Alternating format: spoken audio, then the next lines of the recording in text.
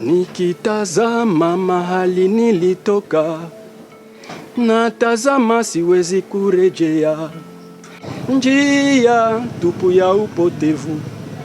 Viongozi tunaweza kuambia washitahidi tu kukangamana na jukumu zao ili amani ipate kuwa mwingine, maana ni vijana, si vijana ndio ambao tunaonekana kuteseka sana. One thing I wish my president to do is to silence all the gun in the country, so that young people should be given that privilege to learn.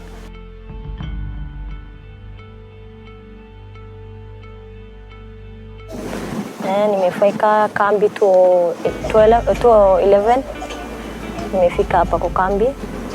Sasa nimekaa hapa miaka 10. Sasa mimi nimekuja ni 16 years ama 15 years hivyo nimekuja. Sasa nimeoa hapa. Nimezaa watoto 4 hapa kwa kambi. Tumesoma hapa. Tulizaa hapa. Tumeoa hapa. Hakuna hata mabadiliko. Tunakaa tu hapa. Watu wangapi wamechukua process. Wengine wanakufa hapa. Wengine wanakufa na njaa.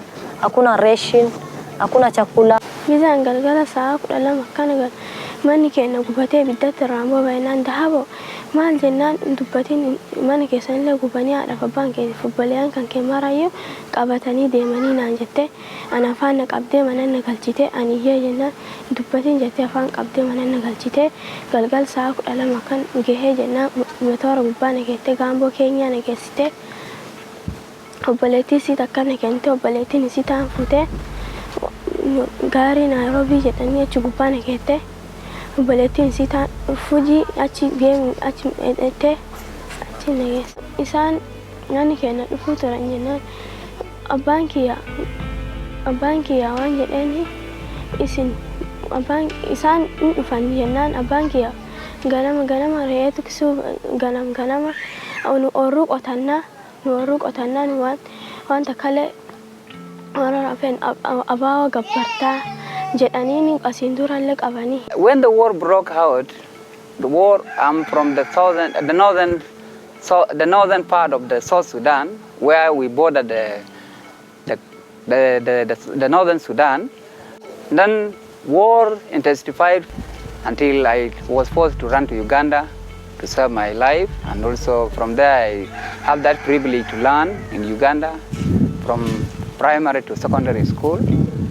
Then when there was peace, that was when the CPA was signed in 2005, I went back home, where I also enjoyed that relative peace before the second war started. I was forced to run back to Kenya in 2014 with my family, because I see people dying, and then I fear to lose my life, because I know the importance of life. Huko kwetu mu province mali ambapo wanaita Sud Kivu, ni ndani ya Sud Kivu unakuwa mali wanaita Misisi. Huko nilikuwa nikiishi na braza yangu, lakini ilifikia huko kulikuwa shida ya mauaji mingi, hata kiasi ilifikia naye akapatikana na hiyo. Tulikuwa tukikala siku moja jioni nyumbani, watu wenye silaha walikuja, walikuwa na marungu kumikono, walikuwa na masila, lakini hawakutumia silaha, ila walitumia tu marungu kumpiga, wakamchoma visu na baadaye akafariki. Ni hapo mimi na mke wake na watoto wake wawili, kila mtu alisepa lenda yake njia, mpaka kwa saizi sijue mahali ambapo yeye iko, nawaza naye hayuko mahali ambapo niko.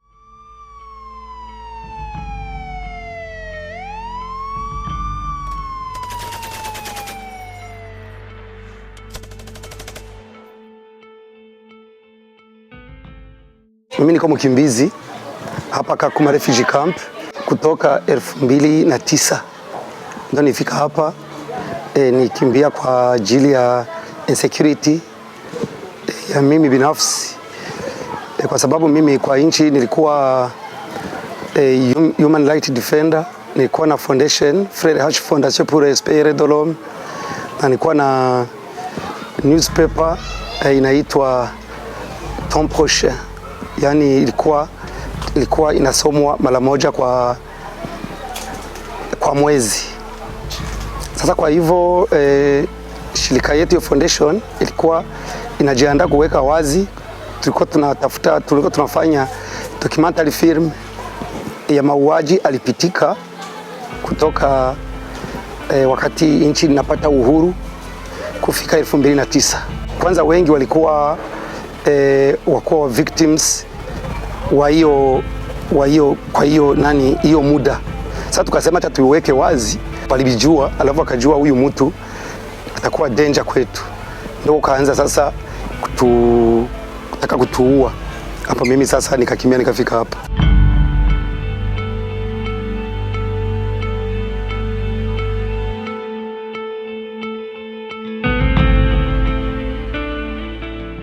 Silencing the Guns initiative in Africa is an AU-led initiative which started in 2013 with the aim of silencing all illegal arms in Africa. However, by the time we reached 2020, which was the deadline of silencing the guns in Africa, the guns were still alive. There were even new and emerging wars in Africa. And also, we have seen that in some places in Africa, the gun is actually now leading politics. That means that the target to silence the guns by 2020 was not achieved. And therefore, the AU chose to extend the deadline by 10 more years. Nous avons compris qu'il faut d'abord intégrer la jeunesse dans la politique et les faire participer. Donc, la jeunesse doit participer à la table de prise de décision organisationnelle dans le pays. Par exemple, à mon pays, nous avons un problème au niveau de l'Est auquel il y a beaucoup de rébellions. Parmi ces rébellions, même les enfants du pays y sont. Alors, la prise de conscience est une chose la plus importante pour le moment. I've lived on 3 different continents as a refugee with my family. So I have a history in being a refugee, but also at the same time working on peace and security. And it's because of my experience, especially when I was a university student in Uganda. In 1976, I was 23 years old then, newly married, expecting our first baby, when the soldiers stormed our university and they actually pulled me out of my room, and I was tortured, being accused of having led a riot. You can't be pregnant and lead a riot. You can't be so much in love and lead a riot. It just doesn't make sense. I decided there and then that if I survive this, I don't die and I don't lose my baby, I am going to work with armed groups. If you have different economic policies, like here in Kenya, we have what we call the Youth Enterprise Development Fund. That in itself is already trying to move away the youth from various things like conflict into giving them an opportunity to set up businesses, such things. So if you think of policies beyond just the peace and security ones, you'd think of also the developmental policies which different countries have put in place and different regional economic bodies have put in place. The African Union should look into the needs to coordinate the policies that enhance the peace building in the region. So if you look at such policies, you can track how far a member state implementing what they committed to implement. Because it could be a very good protocol, but it's parked somewhere. So centers like the Regional Center on Small Arms, REXA, what are they doing, right? What are they doing to encourage member states to manage illicit flow of arms? I know there's a lot being done when they collect weapons. Then we have these huge ceremonies where weapons are being burnt. I think you've seen some of these, like we have several at Uhuru Gardens. The president comes and lights up the firearms to signify that we are destroying the weapons. One of the biggest issue, which is bringing conflict, and we are ashamed or shy of saying it, is tribalism. Let's face it. Tribalism, ethnocentrism is just beneath our skins. You scratch it a little bit, it's up there. When I do my survey now and assess what is going on in the African continent, I can say, apart from everything else, tribalism is a scourge which we must address head on without hiding it, because it is a problem. And now I am experiencing the effect of climate change. A lot of displacement of people, and as people struggle for water and other things which are going to be a big factor in dismantling or disrupting peace. I think if you ask me about 3 things, one is tribalism, second is poverty, and the third is climate change.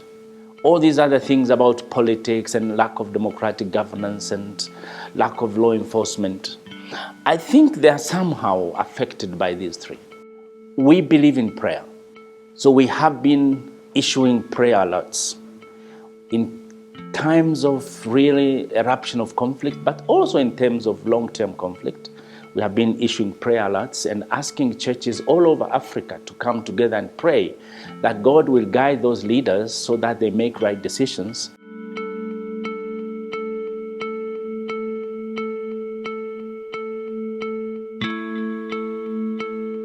My message to the presidents during the Heads of State Summit is Africa Union must play its role. As it is now, you are making agreements, you are not keeping them, including silencing the guns. Please be serious and always remember you are there for us as the people, and Africa is looking at you.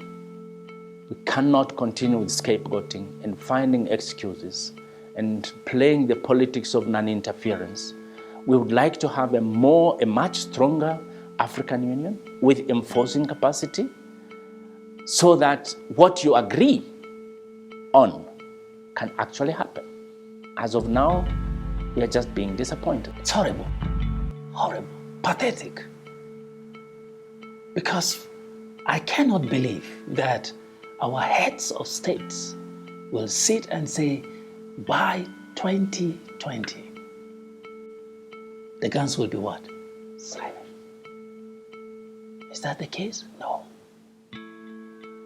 Unfortunately, you travel to even some countries in Africa, you would hardly hear the head of state mentioning about this campaign of silencing the gun, because they invest more in most of these weapons coming in, rather than even dialogical governance, where if there are grievances, it will be addressed from the governance structure.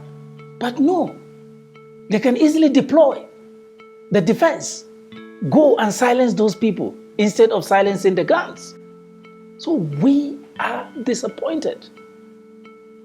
Yes, the consolation that followed was the heads of government have decided to extend the period.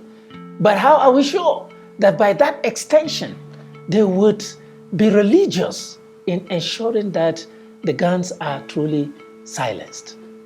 That's our disappointment. Because look around the countries. Which country in the Horn of Africa, and even the wider Africa, you can easily say is a peaceful country? With the African Union, the organization of the continent has tried as much as it can, but its efforts are being interrupted by the conflicts that are going on in most of the member states.